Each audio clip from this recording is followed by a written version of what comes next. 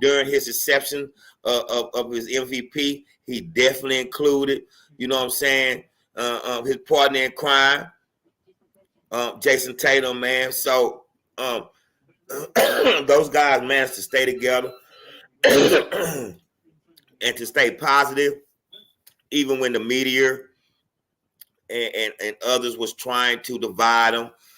You know, they were the same, basically the same player. They're not going to mix together. They can't win. And I was one of them too, man. After about 2 years ago, I felt the same way. I felt like it was time to move on off of one of them. So they also proved a lot of people wrong, myself included, that they did it. Shout out to Joe Mazzulla because he has a system, man, and he wouldn't let them break the system. But more importantly, man, let's get that coaching staff that Joe Mazzulla got, headed by Sam Cassell. Let's give those guys their flowers too, because I don't think without a veteran coaching staff that he had on that bench with him, that he could have made it this far and got around the scrutiny that was coming with him and how he got the job from the beginning. So those guys on the bench, Sam Cassell leading the way, and they assist him in gaining this 18th championship, man. But we definitely want to go ahead.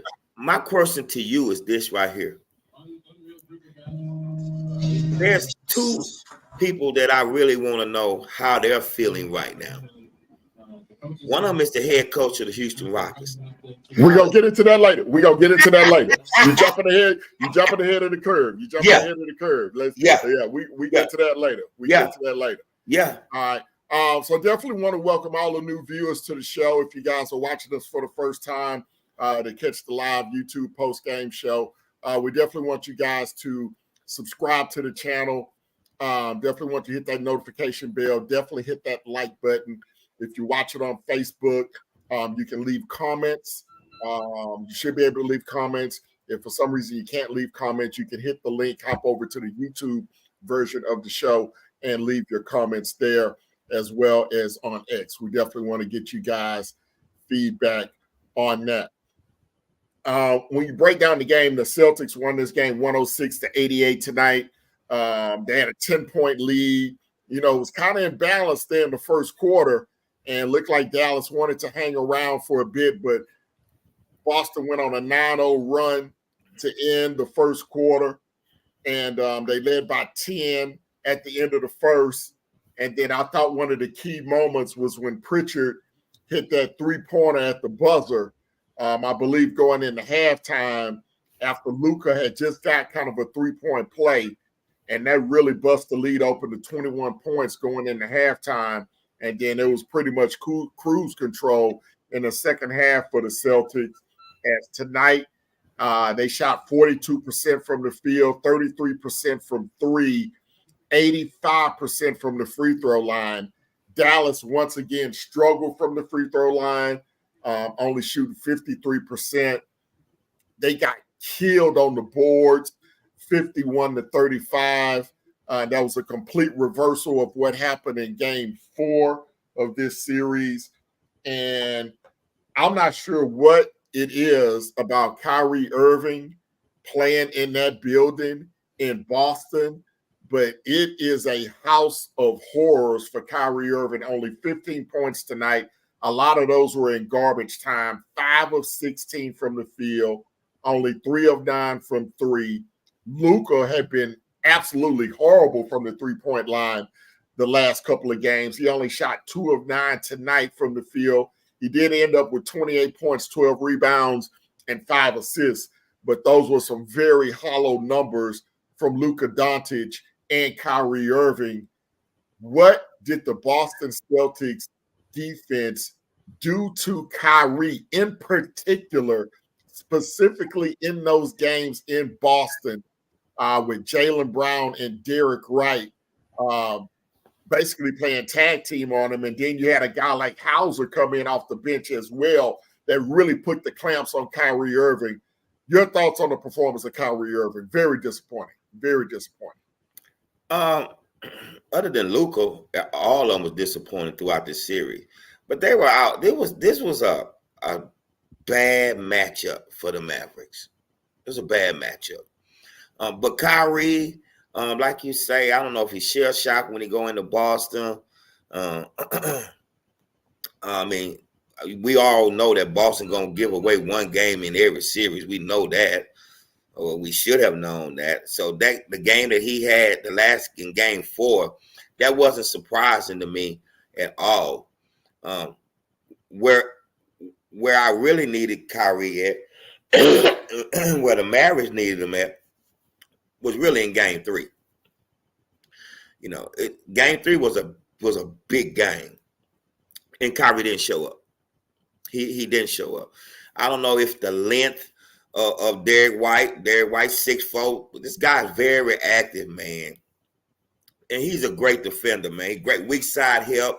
He's excellent, man. He was excellent. Kyrie was small. Kyrie's small. So I just think the length of the Celtics just got him. They got him. And he was due for one game, and he had that game in game 4. But they were clearly outmatched. They were clearly outmatched and didn't have enough scores. They didn't have enough shoots. But obtaining directly to Kyrie, they beat him up. You know, it's really not a whole lot to say about it, Ken. We can't make excuses for him, where his mind is and all that. Hey, man, the young man head is together. We got to give the Boston Celtics their flowers, and they came in there in that backcourt, and then you didn't have to use Brown or Tatum, for that matter, on Kyrie. You could put anyone else. Jaylen Brown did, for the most part, he was the guy that was on Luka throughout this series. And Luka got his numbers, but he worked hard for him. He worked hard. He worked hard for the numbers. But Kyrie was just, I think he was just ran into a defensive team that contained him and kept him basically from getting to the basket. He's smaller. So, I mean, he was outmatched. I really wonder if the crowd had a major impact on his performance in Boston. I didn't think it would. I didn't really see him get out of character. I really didn't see him force shots. But man, it has to be something. It has to be something. Where Kyrie, he's a little sensitive, not a lot, but he has a little sensitivity to him. And I just wonder if those fans were able to get underneath his skin and really take him out of his element and force him into some bad shots, some bad decisions, where he could just never really get comfortable. I think he's lost about 13 or 14 straight games in Boston. The one game they won in Dallas, I think they had lost like 13 games in a row, if I'm not mistaken, going back to his days with Brooklyn. So he has really struggled in that arena. But now, man, we really got to give some flowers to Al Horford. He gets off that list of guys that has never won an NBA championship. I think I saw a stat where maybe he played about 186 playoff games. I think second only to Karl Malone as the most playoff games without winning an NBA championship. He was on those teams down in Atlanta for a while when they were making a run to the conference finals, when they had Joe Johnson and those guys, and they could never get past LeBron James and the Cleveland Cavaliers. He had a stint in Boston a few years ago. Then he got traded to Oklahoma City when they were going through their rebuild, and he went back to the Celtics a couple of years ago. And, of course, he won 2 national championships, if I'm not mistaken, as a Florida Gator. Back to back. Now he gets a chance to hold that Larry O'Brien trophy. And, man, I really feel good for Al Horford. And, of course, his dad, Tito, was here in Houston for a while. And but it really feels good to see Big Al finally get that championship. Like you say, his dad, Big Tito. We had Tito down here, man. And And he left us and went to Miami, Florida, man. That's kind of like where he settled in at, because if I'm not mistaken, Al himself is a Florida guy. I know he went to the University of Florida, but I also think he resided in Florida too, if I'm not mistaken. I could be wrong. But shout out to Tito, man. I had hopes for Tito when we had him down here on the Cougars team. I really did, man. He was 7 foot tall too. So that father-son combination of being in the NBA. I don't know if Tito ever made it to the NBA. Did he ever make it to the NBA? I'm not sure. I don't think he did. He may have had a cup of coffee, but that was about it. If he did. Yeah. I'm thinking. I know he played in Italy a while.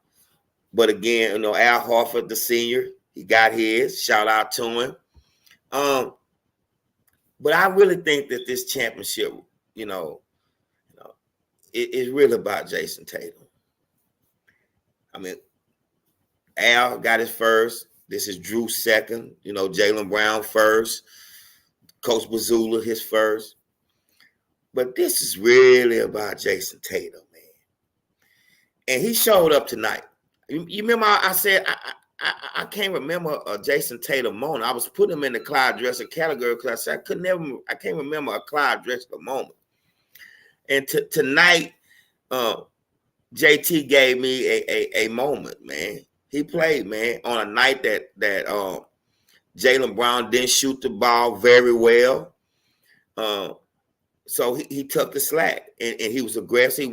He got to the free throw line, and he showed us, hey man, he has arrived. He can be mild mannered and soft spoken and still be that guy. So shout out to JT, man. I'm glad you made it. I'm glad you won it. And I hope that you guys will have an opportunity to go to run this thing back. I want to see me a back-to-back champion, Ken. We haven't seen back-to-backs in a while, man. I want some back-to-back champions, man. And if they stay, they're going to have to add pieces. Again, you can't stay packed. But it looks very good for them in the near future. Let's hope some of them guys on that bench get some coaching jobs too, man. Shout out Sam Cassell, man. This is what Sam got, 4 now, 5. He got 4. He got 4 now. Shout out to Sam. He's collecting hardware, man. He's collecting hardware, man. Let's see this guy on a team, man. He needs an opportunity, man. Because it's well deserved. But again, to me, this title to me is all centered around Jason Tatum because he had the hype, and he is the guy that everyone looks to as being the guy on that team. I'm looking at his number 31, 8, and 11. I think he shot like 48% from the field. And he had a great game, man. He was the trendsetter tonight. He had he got the team off to a good start. Of course, he struggled so far in the series shooting the basketball. As you mentioned, he was perfect from the free throw line tonight, 11 of 24 from the field, 45.8%. He did struggle from 3, only 1 of 7 from the three-point line. But, man, he had an all-around great game.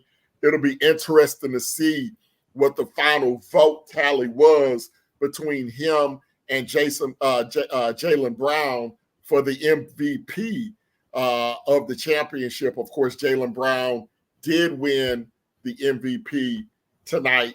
So he won the Finals MVP as well as the Eastern Conference Finals MVP. So he has the Larry Bird Trophy, which I think is given to the Eastern Conference champion. And now he has the Bill Russell Trophy, which is given to the NBA Finals champion. So he's got a nice collection of hardware. I think I misspelled his name, so I need to get that corrected here on the screen. You had it right. Okay. But now it's J-A-Y, so let me make sure I get J-A-Y? Right. Okay. Yeah. J-A-Y are the letters of his name.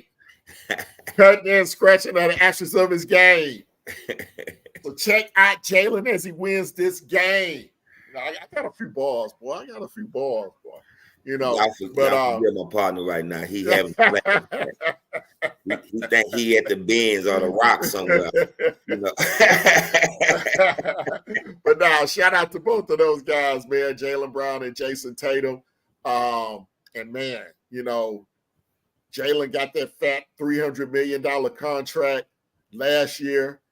Jaylen Brown, tomorrow he can sign his $300 million deal. So both of those guys, tremendous. They add Kristaps Porzingis. They add Drew Holiday, which really made that a complete team. And you talk about going back-to-back. This is a team that has the possibility of going back-to-back because all of those guys will be returning next year. The problem with Denver last year, they lost a couple of critical pieces to their team, particularly Bruce Brown, which was a critical reserve for them, left them, and I think we saw in the playoffs how that affected the Denver Nuggets. The Celtics, unless Al Horford retires, they're going to have their top 6 players back next year for a chance to run it back. They'll have Derek White, they'll have Drew Holiday, Tatum and Brown, of course, Kristaps Porzingis. All those guys are locked in for at least one more year. And if Al Horford comes back to try to get another championship, then they're going to have that core 6 back, and they'll have an opportunity to win back-to-back championships. Who did you think should have gotten the MVP? Do you think it should have been Jaylen Brown? Do you think it should have been Jason Tatum? Drew Holiday had a couple of moments in this series as well. Who do you think should have gotten the MVP? Oh, Jaylen Brown, hands down. Jaylen Brown. I mean, they gave it to the right one. Like I said, I talked earlier with some guys. I maybe spoken to you about this, but he clearly had to have a 40 piece tonight for them to sway them votes the other way. Because, Brown has been carrying this team. His internet there for a moment. See if we. Yeah. You good?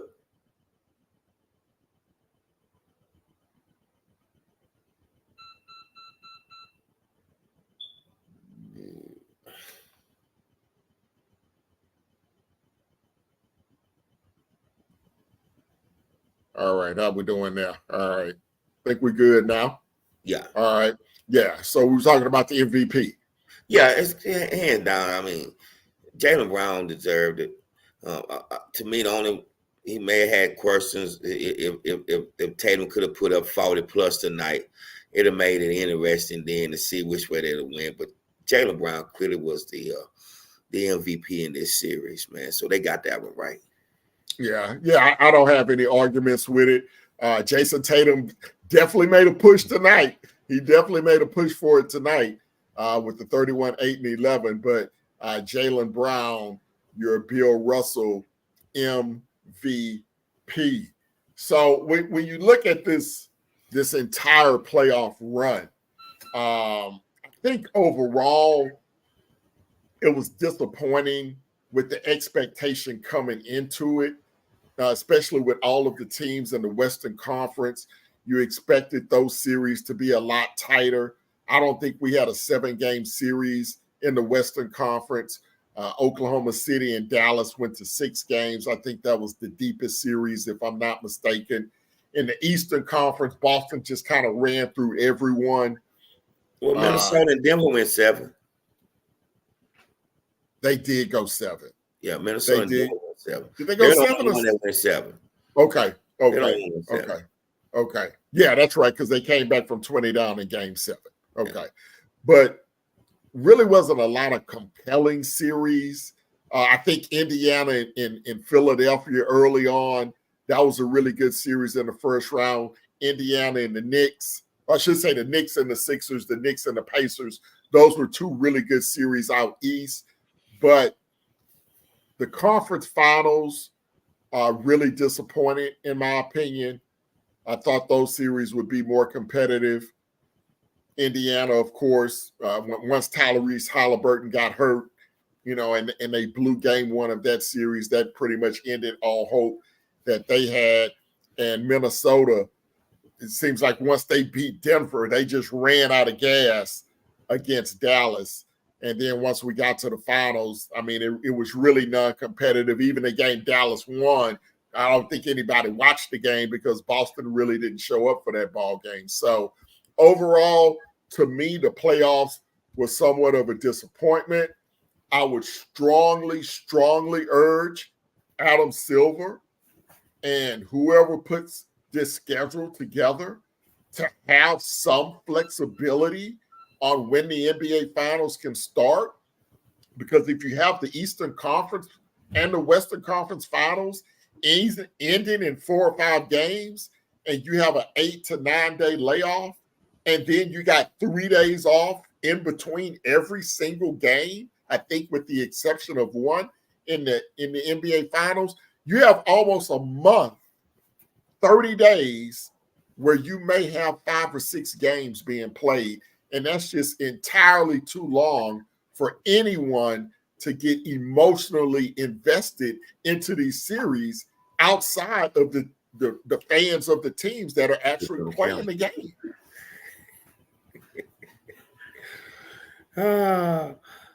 Oh, I'm sorry, man. My wife coming. Oh, you all good? You all good? You all good? She can be a character sometimes, man. Injuries. More so than the long layoff. Injuries kind of it didn't lose me because I still continue to watch. We both continue to watch. But injuries kind of took the what ifs.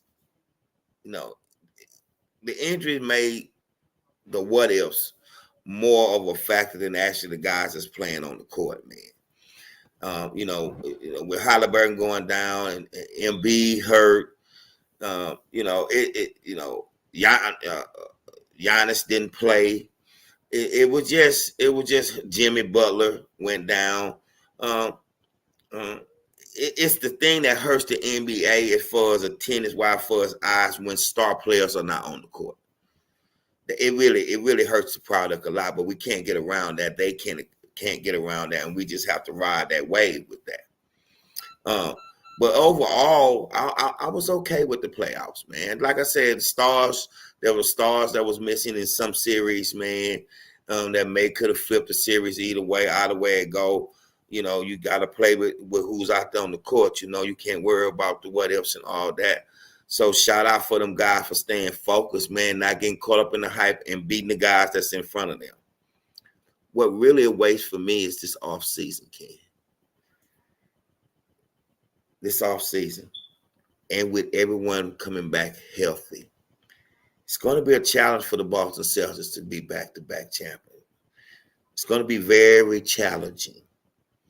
And it's eager to see. I'm waiting on July 1st, and we'll see just how it goes, because we got a couple of free agents that's going to be out there that's really all eyes on, and that's Paul George and LeBron James.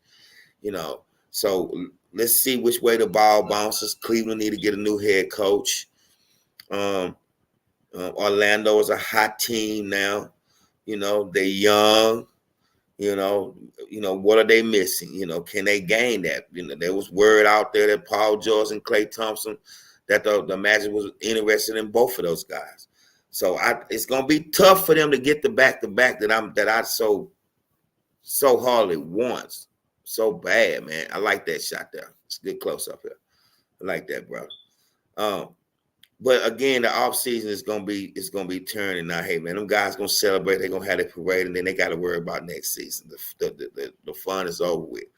And for us as fans of this of the game, we got 6 weeks right now of space that we got to fill, and the NBA will be heavily a part of that 6 weeks that we fill with free agents coming. I still think it's gonna be some major moves done in this off season, my brother. But again, I'm going to let you lead us into the other topic, where there are, how some other guys may feel about this 18th championship that the Boston Celtics is hanging up now. Yeah, no doubt, man. So whenever a team wins a championship, right, there's people that are positively affected, and then there are some people that may be in their feelings a little bit about the team winning a particular championship. And we're not talking about the participants. So we're not talking about current members of the Boston Celtics or current members of the Dallas Mavericks. We're talking about people on the periphery who this championship may impact in some way. So we've come up with a top 5 list of people that were most affected by this championship won by the Boston Celtics. And here is that list, and you let me know your thoughts on it. So first and foremost, I'm going to start from the bottom up, actually. Jeannie Buss of the Los Angeles Lakers. She is affected because now her team is number 2 in championship 1. They were tied before tonight at 17. So with the Celtics winning, Jeannie Buss, her Lakers fall to number 2 in the most championships in NBA history. Number 4 on my list is Ime Udoka. People say, why would you say Ime Udoka? Well, Ime Udoka took this team to the finals in 2022 when they lost to the Golden State Warriors when they had a 2-1 lead in that series. And we all know what happened that summer with the allegations of sexual misconduct, him ultimately being suspended and then fired from the Boston Celtics and landing the job here in Houston with the Rockets taking over a very young team. So Ime Udoka right now watching this has to say, damn, I could be holding that Larry O'Brien trophy, because there's no doubt in my mind that the Celtics may have won it last year when they lost in the conference finals to Miami, and they obviously just won it this year with a guy who was the assistant coach to Ime Udoka. So he has to be feeling some type of way about this championship.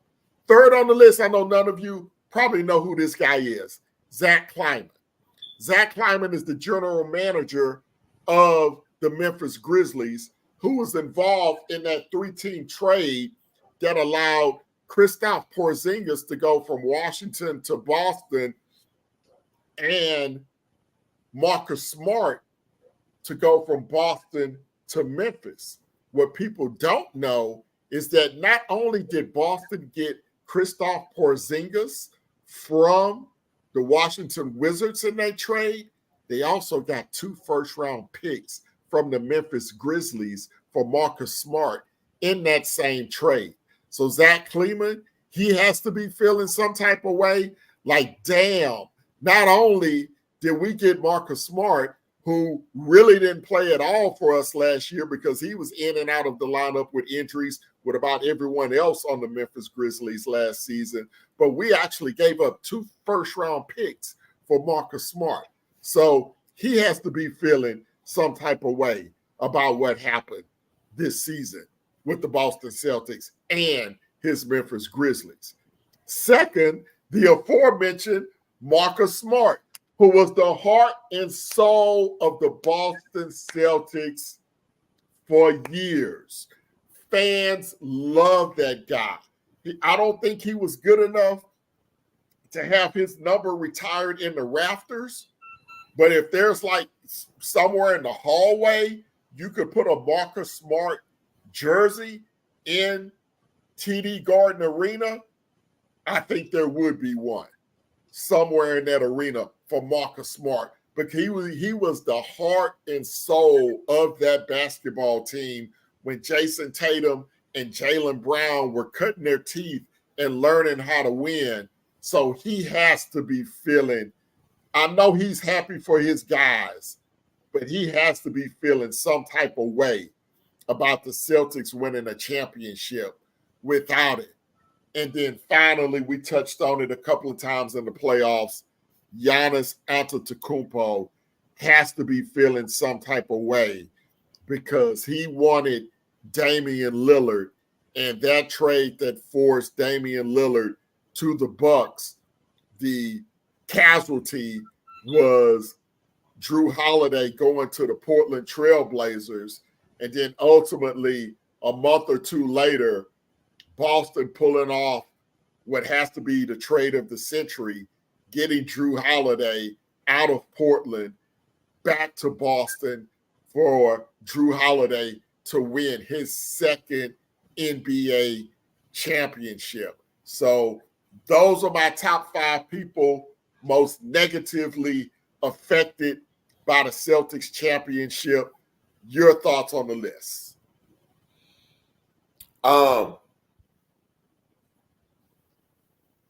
It's a B plus. It's a B plus list. It's a B plus list. It's not bad, but it's a B plus list because Udoka is should have been number 1. He's the guy that right now is feeling some type of way because he built that basketball team. He was the coach of that team, Ken. Kind of like even more so than the Mark Jackson situation in Golden State. Even more so because Mark didn't get them to the Western Conference Finals or anything of that nature. So Udoka is the one who's feeling the most. I'm not gonna say salty, but I mean he's asking himself this question because everything that's on him and why he's not the coach of the Boston Celtics is basically all on him. So he should be number 1. Number 2, you had that right, Marcus Smart. You know, Marcus Smart, like you said, was the heartbeat of this team for the last 4 years. I know for sure. He was the heartbeat. But you and I both knew that after a couple years and not getting you a true point guard, and you had Marcus Smart starting and playing point guard, you weren't going to win with him as your starting point guard. Now, if you got your point guard and brought Marcus off the bench, which I thought he was better, as I think he could have been a great 6th man. But you got him right. I'm going to replace Kellerman with Giannis. Giannis would be number 3 because you're right. He wanted more star power in Milwaukee. And I guess he forgot it takes a star pretty much to get a star, right? In some situations, unless you just got somebody who just wants out, period. It's obvious Damian Lillard wanted to go to Miami. Seemed like everyone that wanted to go where they wanted to go wind up where they wanted to go, but Damian Lillard. So I will move Kellerman off and put Giannis at number 3. Number 4 would be Malcolm Brogdon. Brogdon, yeah. Malcolm Brogdon. I'm sorry. Because they rescued him from a struggling Indiana team where he was the 6th man of the year. Am I right? Was he the 6th man? Yes. Yes. Yes. But he just didn't mesh well with that team. He didn't produce what he was expected to do, and then he started more games than they probably anticipated for him to start last season as well. But I think he's feeling some type of way right now, and I don't have a problem with Jeannie Buss at number 5 because we're talking history here. We're talking Lakers, Celtics, Knicks. They have been and always will be the faces of the teams of the NBA, man. They will always be that. And it's very crucial that those cities win because it's ratings. They draw ratings, man. Hey, man, the Knicks winning this season, man, was huge for the NBA. It was huge. It was fun. I was glad to see the Knicks playing good ball and playing playoff ball. So Jeannie Buss, yes, she's feeling some type of way right now because she got the cerebral guy, LeBron, the smartest guy in basketball history.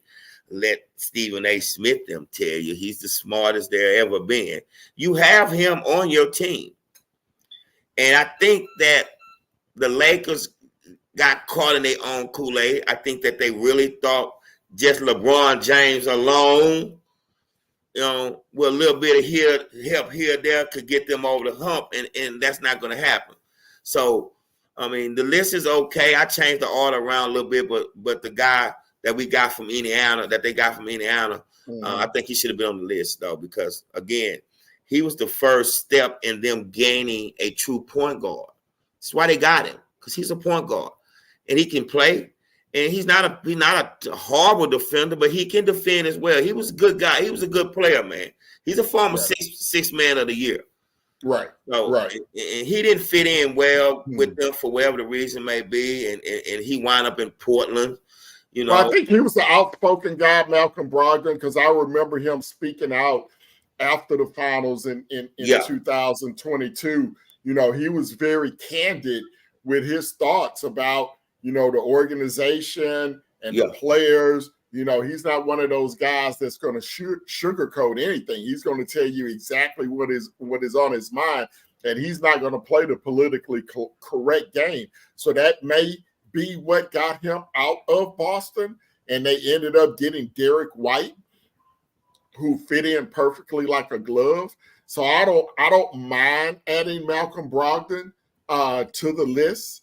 I definitely don't mind adding him to the list. I'm not sure if he's negatively affected, though, by this, because he did get to an NBA Finals.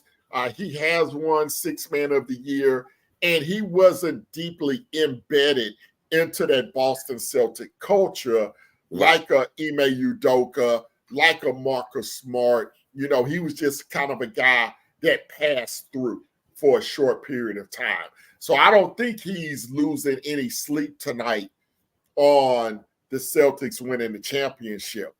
I think those five people, maybe Kleiman, maybe not so much with the Celtics winning. I think with the fact that he gave them 2 first-round picks to go with Kristaps Porzingis, I think he has to be feeling some type of way about that. Like, damn, why did I give them 2 first-round picks? Listen, you don't trade with Danny Ainge, and now you don't trade with Brad Stevens. You don't want to trade with either one of those guys because more times than not, you're probably going to lose that trade. Well, the key to why he might be feeling some type of way is not necessary making a trade with Boston, is that his star player can't get on the court. John is not on the court, man. If he's not on the court, the Memphis Grizzlies has no chance and I mean no chance at all at winning. So I don't think he feels something. He understands that his star guy, you was bringing Marcus Smart on to be in the backcourt with him. I don't think they had brought Marcus Smart in to bring him off the bench. They brought him in to be in the backcourt with Ja Morant, and I think it could have been a pretty good backcourt if they were given a fair opportunity, and who knows in the upcoming season with everybody being healthy, Ja Morant back, Marcus Smart coming back healthy, and let's kind of see, how this the upcoming season is going to look.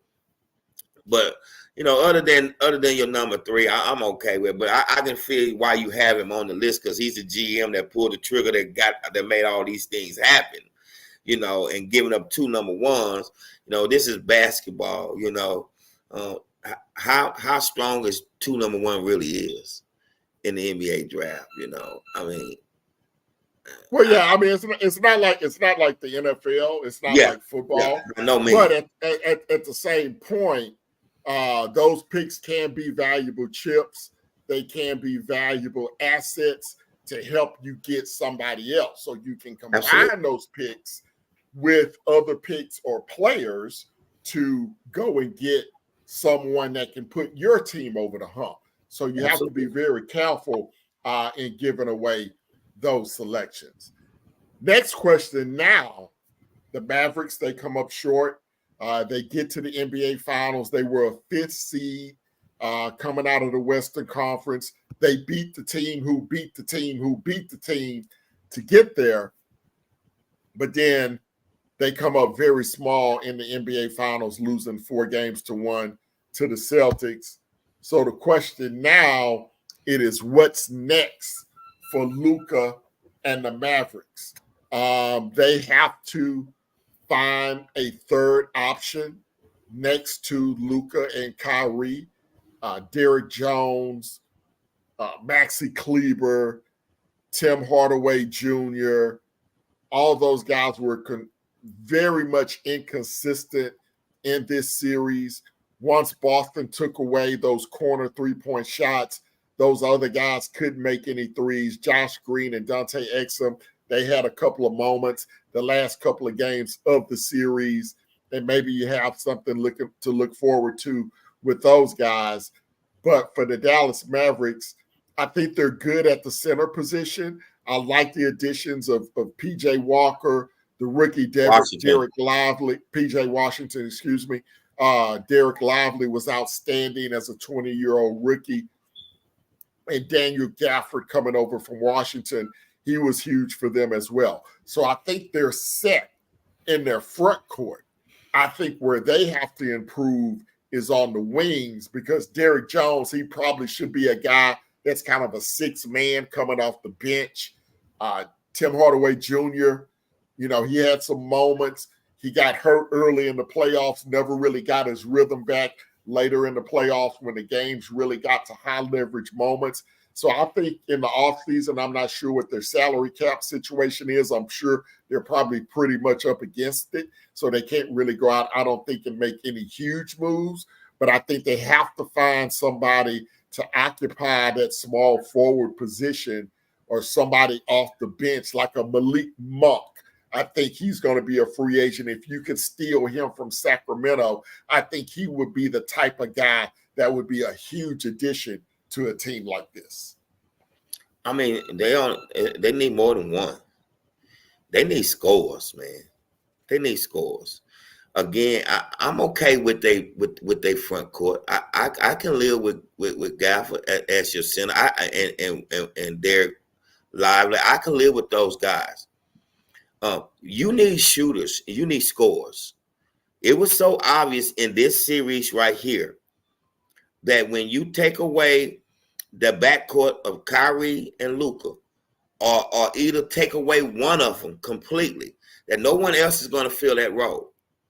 They don't have that guy's not on that team right now, and I believe later on in the weeks to come, we'll be able to post up the free agents, the free agents, and maybe some of the guys that could possibly be on the move.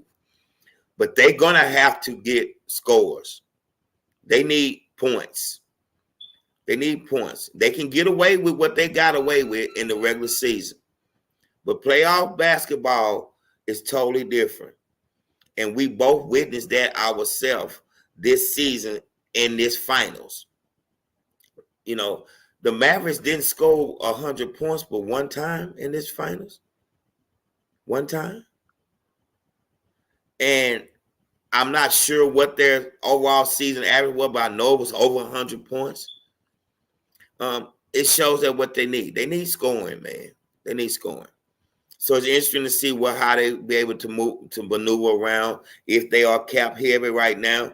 But it's obvious from what we've seen that they need scores, man. And need guys that can put the ball in the basket, man. And Luka gonna have to get in better shape. Don't get me wrong, man. The man played 40+ minutes, But just imagine, it kind of remind me of Shaq, how Kobe stayed on. If you'd have got in shape, could you imagine how many championships that they probably could have won together, Shaq and Kobe? Excuse me? No, go ahead. Yeah, so Luka gonna have to get in a little bit of basketball shape, man. Even though he out there still playing 40+ minutes, but like again I said, it kind of remind me of the Shaq Kobe thing, that if Shaq would have put a little more time in staying physically in shape, the sky's the limit on the numbers that a championship that him and Kobe could have got together. But Shaq with that lackluster,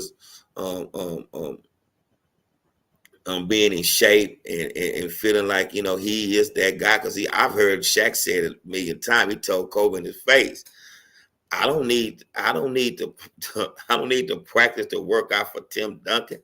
You know, so Shaq believed in Shaq. But I think Luka's gonna have to be able to be able to push the ball up the court, Ken. He played that old man basketball, that Tom Henderson basketball. Well, I think that, you know, with the I agree with you. He's going to have to get in shape, and I think Anthony Edwards even said the same thing. Who's a lot lighter, and you know, and he's a couple of years younger than Luka, and I think that's why you see guys that 27-year-old mark, that 26, 27, 28.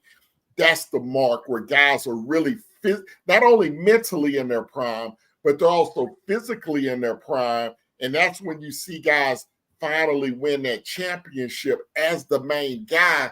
Because if you're playing right now with way the NBA is structured, when you have 4 7-game series, not all the series aren't going 7 games, but you have series that can go 7 games.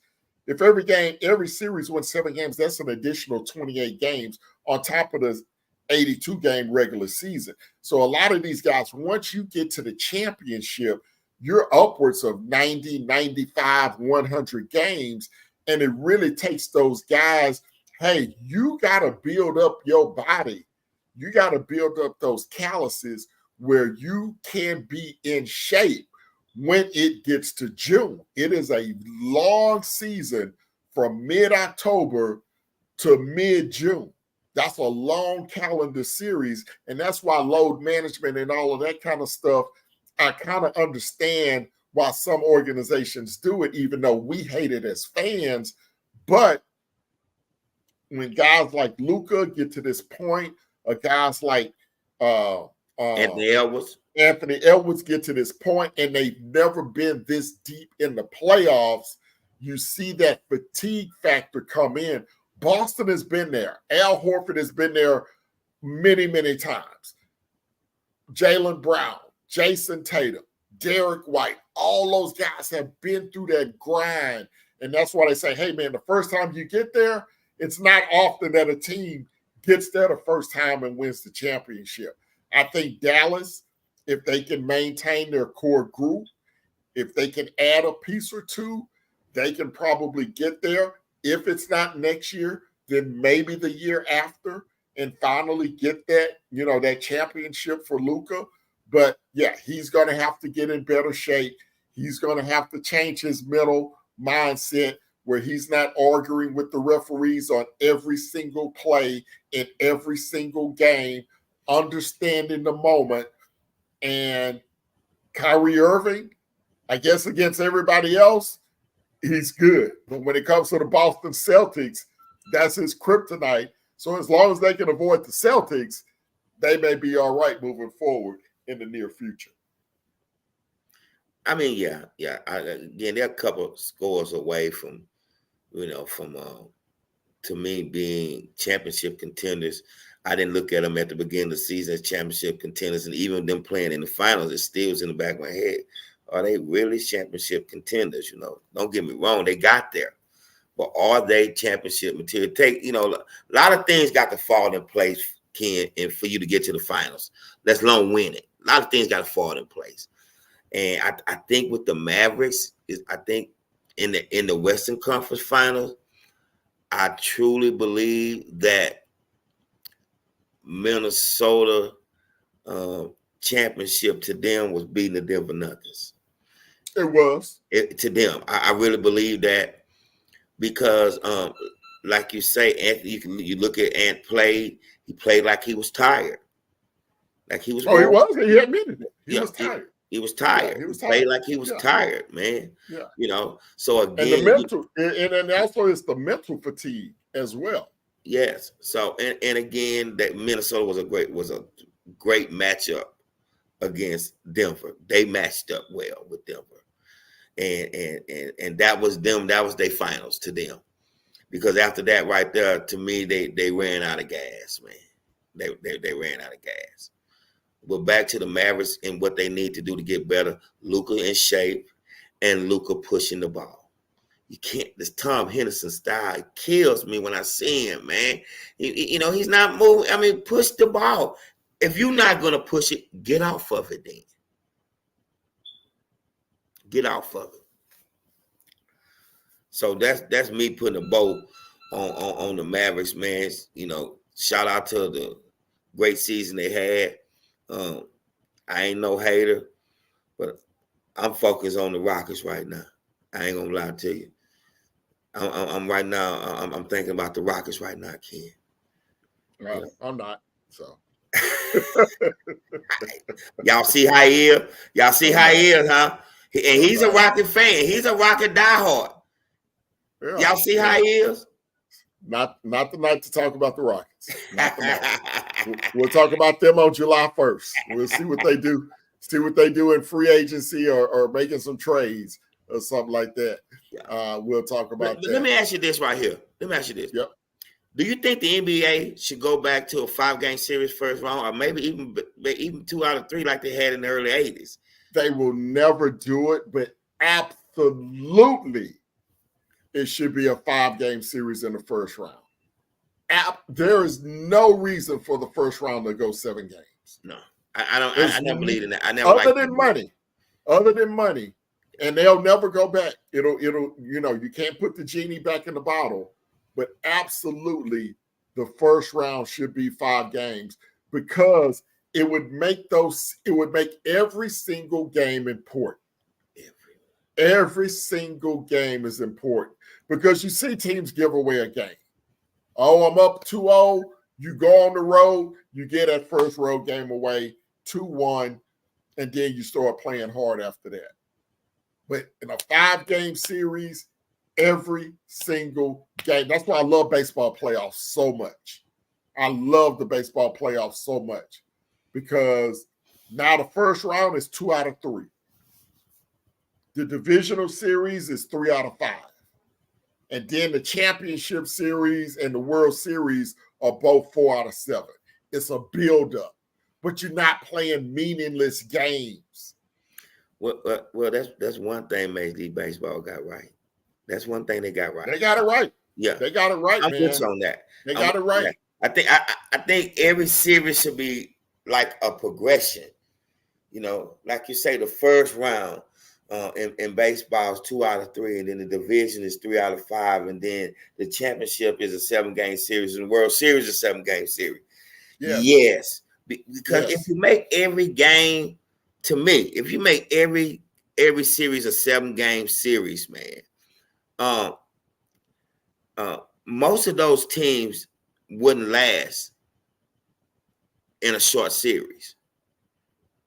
They wouldn't last in a short series. If you come out and you play a 2 out of 3 first round in NBA, more than likely the best team is going to win. In a 5-game series, more than likely the best team is going to win. But when you play them 7 games, man, I don't always think the best team. I don't think the Dallas Mavericks was the best team in the Western Conference. I don't. Did they make it to the NBA Finals? Of course, give them their flowers. But I don't believe that they were the best team in the Western Conference. And maybe shorten these first round series, and maybe even the second round. And you're right, they're not going to do that because they be giving money back. Right. But I'm not sure if they had that format, if the Dallas Mavericks would be in the Western Conference Finals. I don't. Because when you're doing that, hey, I remember the 2 out of 3 series that the Rockets beat the Lakers out of that year. Because Magic got hurt. No, I don't think that had anything to do with it. I think the Rockets were the better team. It was a matchup. It was a matchup situation. They didn't have any answer. Are you talking about in 86? Or are you talking about in 81? 81. 81. Yeah, Moses Malone was a bad matchup for Kareem Abdul-Jabbar. Yeah, but them losing Magic in that series, man, losing Magic. I don't remember Magic being out in that series. Magic was hurt. Magic was hurt in that series. He played. He played. I remember he played in game 3. I know he played in game 3 hurt. I remember he played in game 3 hurt. He played in game 3 hurt. Well, that's a personal problem. That's a personal problem. There's a lot of people. I'm not making no excuses. I mean, people hurt. People hurt. This 2024 in players. You know, injuries are injuries. I mean, that's just part of the game. I'm not gonna get a Lakers a pass for that. But I mean, without that two out of 3 series, the Rockets don't even make the playoffs. They were 40-42 that year. Remember? I mean, they still made the playoffs. What are you talking about? Yeah, I mean, they made the playoffs. They were the 8th seed, right? Yeah. Well, at that time it was only 6 teams, so they were the 6th seed. But yeah, they would. Yeah, they still made it 40-42. After they were the 5th seed because Kansas City was the 6th seed. Okay, we played 40 and 42. We played Kansas City in the conference finals. No, we played Kansas City in the second round. We played the Spurs in the conference finals. Okay, I have to go back and look. Yeah, we got to go back and look. Either way, either way it was. Those were the 2 teams that we beat and got to the finals with. Either way it go. But I don't believe in that best 2 out of 3 seed that the Rockets was a better team. You know. Yeah. But now I wouldn't do 2 out of 3 in basketball. I think 2 out of 3 is fine in baseball, but I think 3 out of 5 would be fine. But like you said, they'll never go back to it. And you lose some competitiveness by being 4 out of 7 for every single round because teams have to, you know, they're gonna protect themselves. I mean, in the second round, the Boston Celtics, you know, giving up that one game in the second round. They say they're going to 3 out of 5 in that second round, and who they took at Cleveland in the second round. Am I right? Mm-hmm. Mm-hmm. And they laid an egg in game 2, right? In Boston. Mm-hmm. Man, that's a big momentum change in a 5-game series, Ken. That's a huge momentum change in a 5-game series. So I'm with you all the way on that. I really wish the first round would go back to 5-game series, man. Yes, sir. You know, because, you know, I think you're just giving the underdog too many opportunities. Let's put it like that. The underdog gets a lot of opportunities in a 7-game series, man. You know. Who do you think will be the biggest challenger to knock off Boston? If you had a crystal ball and we're forecasting, you know, 365 days from tonight, who's holding that golden ball 365 days from tonight? I mean, a lot has to happen. We know free agency hasn't happened. If we're looking at how the current rosters are on the team, because we can't predict free agency and trades and nothing like that. I mean, I can't see that far. But let's just say the roster that they have right now, it's the Milwaukee Bucks. You lost your mind. Yeah. With the roster they have lost your mind, man. With the roster they have right now, even more so than Philly, with the roster Philly got now, you're going to bring Tobias Harris. Who's the coach of the Milwaukee Bucks?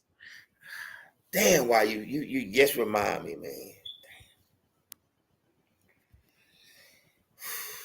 Over. You're in the danger zone.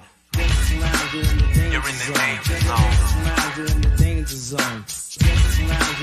You're in the danger zone. Come on, man. I deserve that. I deserve all of that right there. I deserve that. Because I totally forgot Doc Rivers. Whew.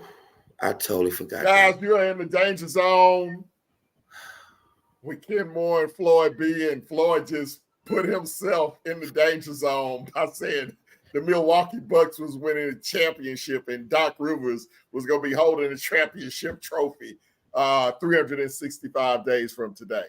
We're going to save that clip. Now, damn it, if it come through, I'm going to give you your flowers, boy. But, whoo, that's a hot take right there. That was a hot take. Doc Rivers, I don't want nobody to lose their jobs or nothing. Maybe they'll replace Doc Rivers sometime before the season Man, they starts. just gave that man $60-70 million. He ain't going nowhere. Man, I put myself in the danger zone, man, because let's remove Doc from the equation. I'm gonna ask you this though, bro. I'm gonna ask you this: if we remove Doc Rivers from the equation, would you give the Milwaukee's a shot at it? No. You still wouldn't? No, because Dame, we talked about it. He's not happy. He's not happy. And when you're not happy, you don't play well. You don't do your job well. When you're not happy. I mean, you're right. And they're going to have to move Dame up out of there, man. They got to get Dame up out of there. I don't know where you're going to send him to because Miami really doesn't have anything that you can get back that's of value. But Chris Middleton, he's getting a year older. He's out of there. Breakdown. He's out. Giannis is starting to have those injuries that are creeping up, like Kevin Durant type, Joel Embiid type injuries. The last 2 years, he's been hurt and not been available in the playoffs. So he's going to have to prove himself. They had a big void loss when they lost Grayson Allen, who's a very underrated player who just got way overpaid by Phoenix. But if you can shoot, you're going to make money in this league. And he's a shooter that they don't have anymore. And they don't have any cap money. And I don't think they have any assets to go get better. They're kind of like Phoenix, where they mortgaged their future for older players like a Dame Lillard, and in Phoenix case, like a Bradley Beal and a Kevin Durant. And both of those teams have put themselves in situations where it's very difficult for them to improve their rosters. So I don't see either one of those teams as they'll be good. They'll be a top 4 seed. And if things fall right, other players get hurt or things of that nature happen, they can fall into a championship type situation, kind of like Dallas did this year. They were a 5th seed. They got a couple of breaks along the way, and they end up in the NBA Finals. Could that happen for Milwaukee? Yes, there's a possibility. I think that possibility is less than 20%. Well, who do you think can contend with the Boston Celtics in the Eastern Conference then? Off the top of my head, I think the New York Knicks are going to be tough. It's going to depend on what they do because they have the ability to go out and bring in another quality player. It has to be the right player that fits with their culture. I think Philadelphia has an opportunity because they have a max slot because Tobias Harris, thank God, is getting the hell out of Philadelphia. So if they can get a Paul George or someone of that ilk to come in and fill that small forward position next to Joel Embiid and Tyrese Maxey, I think they could be a really tough out in the Eastern Conference. When you go to the West, it's kind of like cannibalism, man, because all these teams are they're like this. You know, there's really not a lot of separation between Minnesota, Oklahoma City, Dallas, Denver. We expect Memphis to get better. We talked about them in the earlier segment. If Ja Morant comes back and they get all their players back healthy, I think they're going to be a contender in the Western Conference. But I really think New York and Philadelphia are the 2 teams that can really challenge Boston out of the Eastern Conference. I'm not going to sleep on Indiana. They're still young, but that is a highly talented group. and they got a lot of valuable experience this year. But Miles Turner, he's going to have to continue to get better. He's going to have to add a layer to his game other than three-point shooting. He's going to have to get his big butt on the block and learn how to, post up and make a little five-footer and stuff like that. So I think Indiana and Philadelphia, though, off the top of my head. And you was inserting things and pieces. I said Milwaukee without even inserting anything, but it don't even matter who they inserted. Doc River coaching them, I don't even give them a direct chance in hell, to be honest with you. To me, and somewhere along the line, we may have this list most overrated coaches, and not just in the NBA, the NFL, Major League Baseball, and all that. Doc Rivers is damn sure on one of them lists. Is on that list. So I feel you with the Knicks, though. I really do, but I think it's definitely something missing. But what type of player? Let's just hypothetically that the Knicks could possibly add to their roster, and this just off your dome. I'm asking you this, big bro, just off your dome. Right. Who?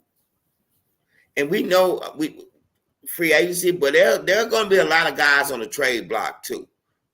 Believe that. I don't know how long that Phoenix is going to stay with Kevin Durant and Bradley Beal. I'm serious on that.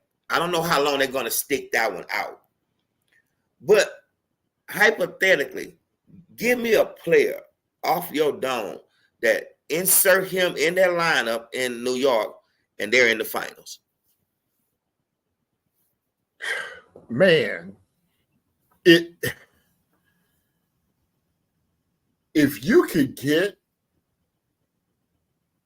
a Kevin Durant with his mind right and his body right, I think you could have something. I don't think that's realistic because you got Julius Randle. So, well, he'd be the one to go.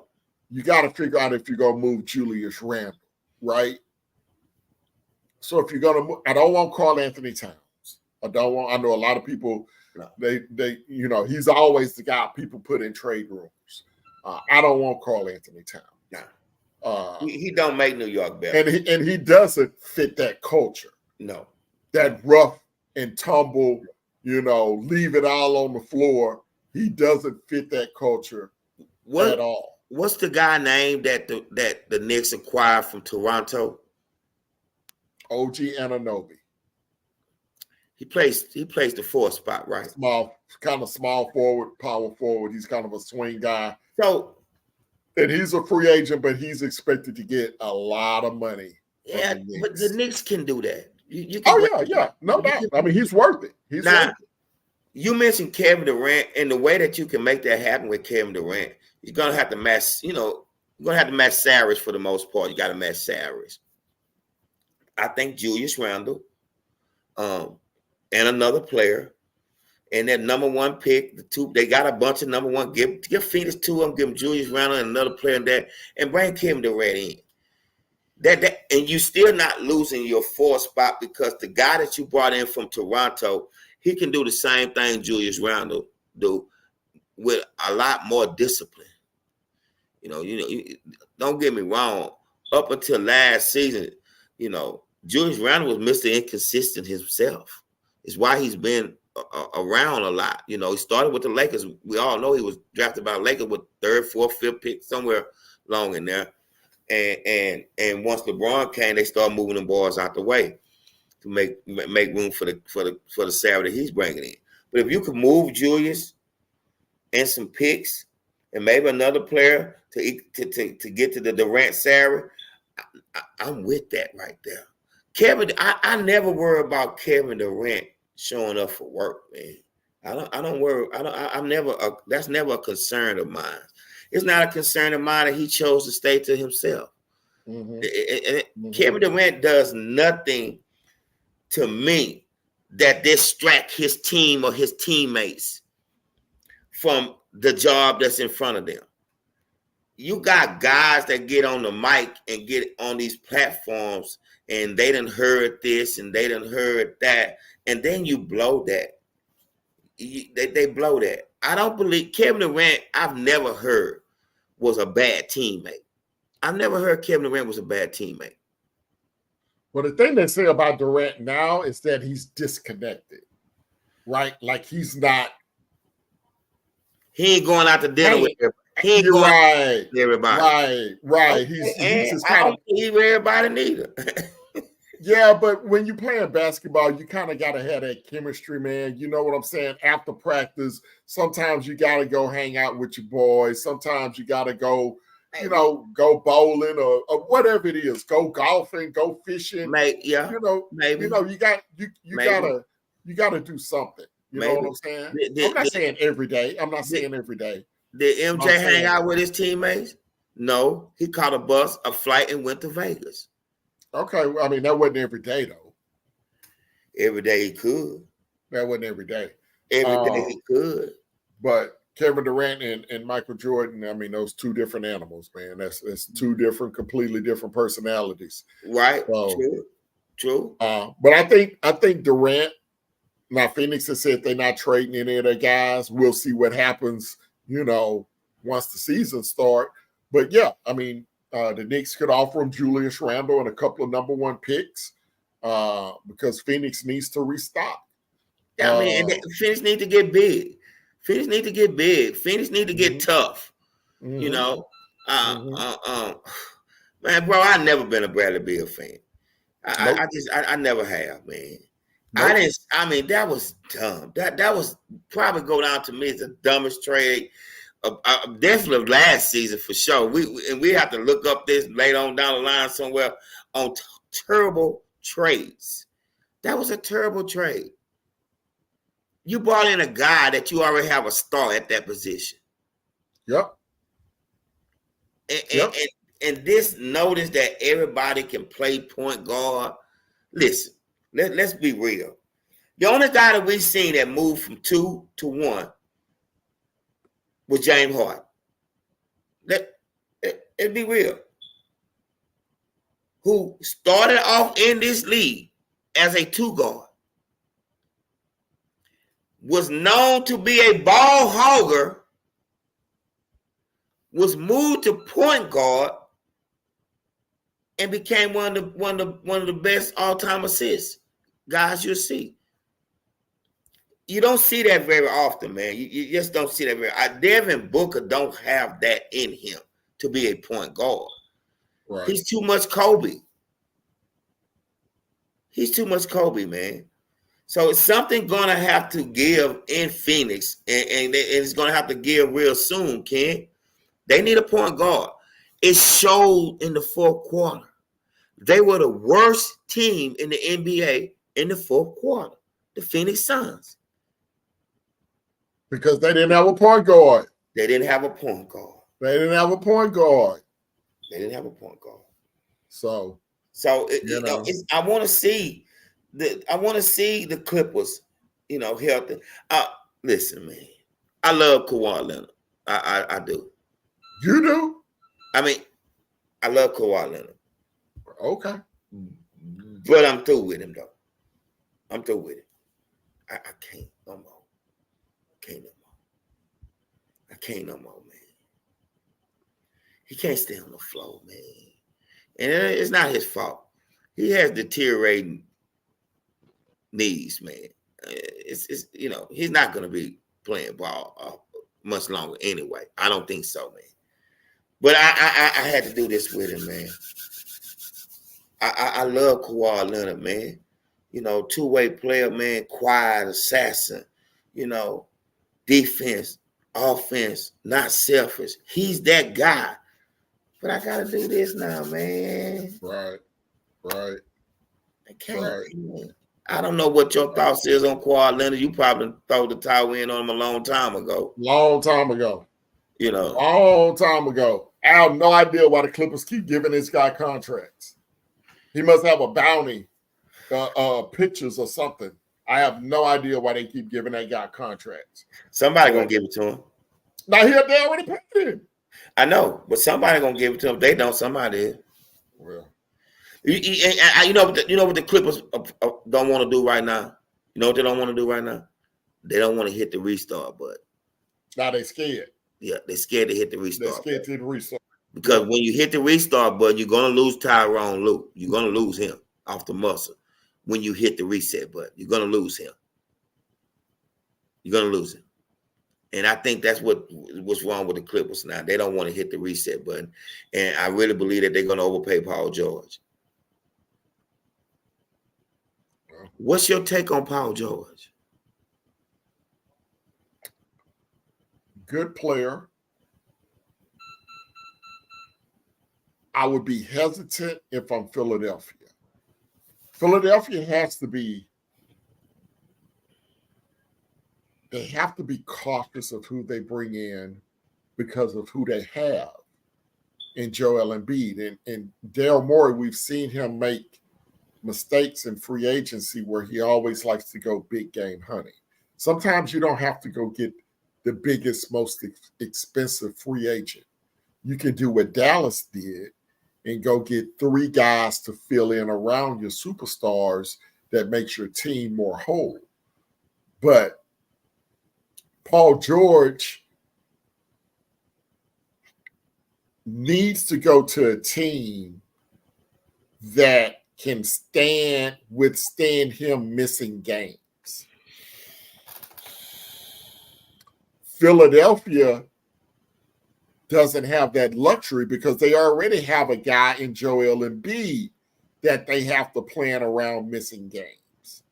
And they don't have a credible, I mean, Paul Reed is a serviceable backup center, but obviously there's a tremendous gap whenever Embiid is not on the floor or if he's missing 10, 15, 20 games a year like he did last season with a knee injury. I think he missed about 40 games, 30 or 40 games. So you want, if whoever you're bringing in, you want that player to be somebody that you can depend on to play 65 to 70 games a year. That's why I would be very hesitant on Jimmy Butler. I don't think Jimmy Butler's starting the season in Miami. I would just say that right now. I don't think he tips off the season as a member of the Miami Heat. I think Jimmy Butler is going to get moved this offseason. I think Pat Riley's tired of it. There are rumors out there. Oh, Pat Riley said it. That ain't even a rumor. Like he said it. Quote like, unquote. We need a guy that's gonna play games. We can't do the missing 20, 25, 30 games a year. And we paying you max money. We can't do that anymore. It's on YouTube. Go pull up Pat Riley press conference, end of season press conference. That's when he said, when he talked about Jimmy Butler, when Jimmy Butler made that comment about, if I was playing, we would have beat the Knicks or we would have beat whoever they played in the first round. And Pat Riley said, you need to hush your mouth because you're not playing. Now I didn't really like the way he told another grown man to hush his mouth or shut his mouth. But at the same point, he's making a point. You're not playing, so you don't need to be talking about what you could have done because you weren't playing and you ain't played the whole year. And that's why we're in the play-in. That's why we're in the instead of being a 6th or 5th seed where we could have got a little rest and we could have avoided who we had to play in the first round. So I think Pat Riley's about done with that. I don't think Jimmy Butler's going to be a Miami Heat next year. There's rumors of him coming here. There was rumors out there. That was nonsense. Because they was giving up too much. That was nonsense. That was too much. You're going to give a Jalen Green and Jabari Smith. You're giving up too much, man. You're giving up too much. Listen, I always respect Jimmy Butler's game. I love Jimmy Butler's game. Love it. But listen to this right here. He's slightly overrated a little bit to me. It's a little overrated to me. Just slightly. He's not a superstar in this league, first off. He's not that. Jimmy Butler's not a superstar in this league. He's not. I don't know if you agree with that or not. He may have been for a 2 to 3 year period. He's not anymore because he doesn't play enough games to be in that conversation.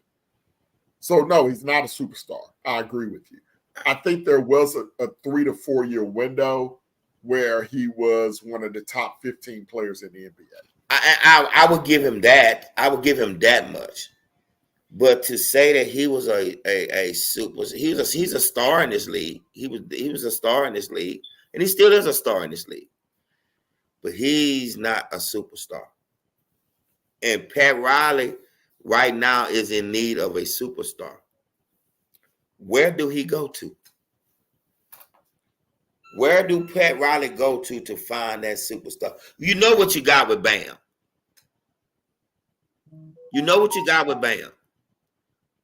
You know, Bam can be a Robin and love to play the role of Robin, but Bam cannot be Batman. Bam is not Batman. Or would you do Jimmy Butler for Dame Lillard? I mean, you kind of have to fill in some you got Terry Rozier. So I don't, you got Terry, which was a great trade. That was a I like Terry. I love Terry Rozier, man. When Boston let him walk. I was hurt when Boston let him walk, man. That's another guy we could have put on the list that might be feeling some type of way about the Celtics winning the championship. I forgot about Terry Rozier. Well, he been gone a while. He been gone a while now. Yeah, he been gone for a minute. He been gone a while now. So yeah, he don't really have no connection to this current team, Right, right. But I would do that. I would do that. I would do that. I would trade Dame for Jimmy Butler. I would. But you got a small backcourt with Rozier and Dame. Okay.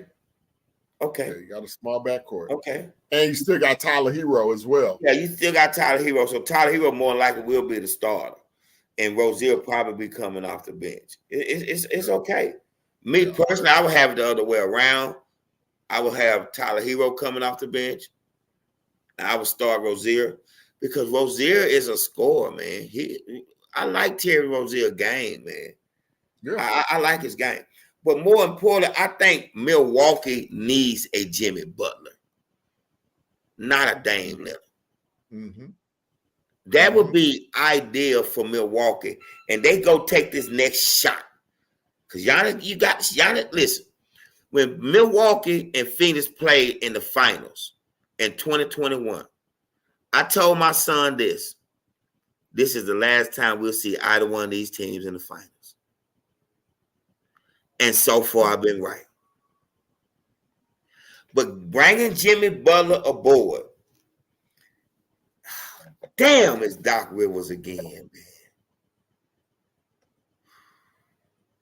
I think Jimmy Butler could overcome Doc Rivers. No, he can't. He's still mad at it because he chose to buy Harris. He always talk about it. He still talk about it. He talk about that. He still talk about that, man, because he chose to buy his Harris over, man. Man. Yeah, that's what happened. Jimmy still talk about Was that Doc Rivers or was that Elton Brand that made that decision? Because Daryl Morey wasn't there then. I know Elton Brand was the GM. So Doc loved Tobias. Remember, Doc had Tobias at the Clippers first. The Clippers, yeah. That was Doc. That was Doc. Doc loved him. Doc loved Tobias Harris, man. I forgot about that. Yeah. I forgot about their relationship. Yeah. So he wasn't gonna win that one. He wasn't gonna win that one. He ain't gonna go down. Nah, he ain't gonna go. You don't think Jimmy could get over that, man? Nah. To play with Giannis? He's a professional. He's from Tomball, man. He ain't from Third Ward. He's from Tomball. He's from Tomball. What that mean? Well, I know a few people down in Tomball, brother. I do too. And it's not all how it was when we was in high school now. Trust me on that. I understand. Yeah, it's not. I'm just saying. Yeah. But nah, he ain't let that go. He can't let that go. He ain't gonna let that go. No. Doc wouldn't even pull the trigger on that. No. Mm-hmm. Doc wouldn't let that happen at all. No. Hey, let me ask you this, bro. Before we wrap this up, man, we've been riding a long time, man. What is JJ Redick's status? Is he the new head coach of the Lakers? Guess we'll find out in the next 72 hours. When the draft is? He interviewed for the job this weekend, so basketball season's over, so he can, if they want him, they can come in. Yeah, the draft is next week. Yeah, the draft is next week. So, they're gonna get name of. I mean, it's his job. Listen, bro. I said all along it was gonna be JJ Redick. Yeah, you did. I said all along it was gonna be JJ Redick. Yeah, they threw that Hail Mary at Bobby Hurley, and they knew he wasn't coming. He wasn't gonna take that job for no $70 million. He wasn't finna move his family across the country when 60% of his money gonna be ate up in taxes. So I think it's gonna be JJ Redick. I would love for it to be Sam Cassell. I think we both think Sam Cassell deserves an opportunity.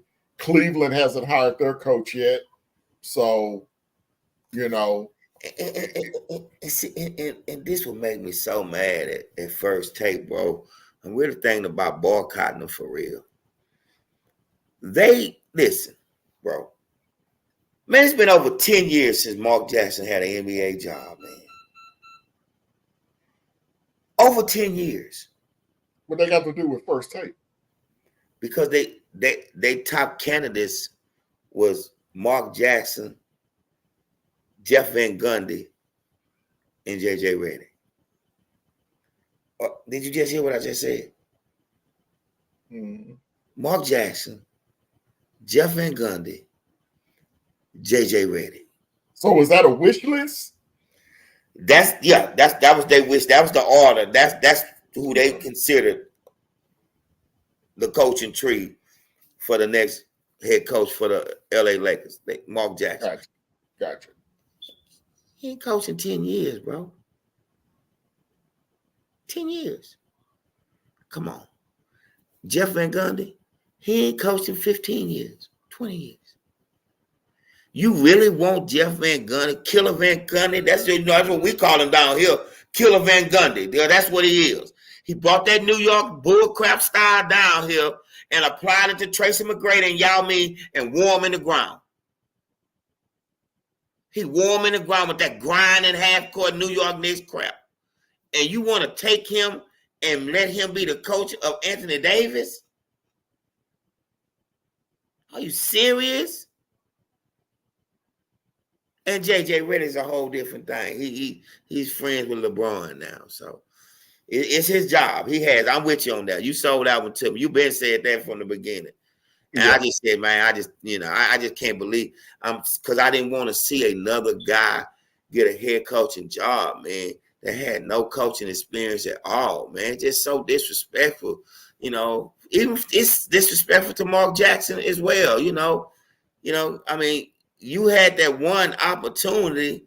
I think that was the only head coaching job Mark Jackson had was at Golden State, wasn't it? Am I right? Mm-hmm. I believe so. Yeah. And you never got another one. 10 years later, Stephen A. Smith. It's the same thing what Monica McNutt was saying. Man, you spend more time on nonsense when the real topic is right in front of you and you chose to ignore it. Why don't you promote Sam Cassell? Promote him. Put their name, keep putting his name, Juwan Howard, any of them. Put the name out there. Put the name out there, bro. That's all I'm saying. I could live with Mark Jackson. I really can. Even JJ Redick, man. But Jeff Van Gundy, man, are you serious? Would you hire Jeff Van Gundy for any one of your teams right now? Would you really consider hiring Jeff Van Gundy, who ain't coached in 20 years? No, not at this point. No. No way in hell. would you hire Mark Jackson right now, who ain't coached basketball in over 10 years? Would you? I would interview him. Okay. And then it depends on how the interview goes. But I would interview him. I think Mark Jackson was a good coach. He got a raw deal. But again, it's been a long time. Time. It's just like saying, would you hire Colin Kaepernick to come in and quarterback your football team? No, hell no, not now. Right, exactly. No. Exactly. It's been too long. It's been too long, bro. It's been too long. It's been too long, man. It's been too long. Yeah, so, hey, man, shout out to the Boston Celtics, championship number 18. So congratulations to them. Cost me a little change tonight, but that's all right. I won a little money on them earlier this series. So, y'all, I want y'all to know as we closing out, man. I love my brother, man.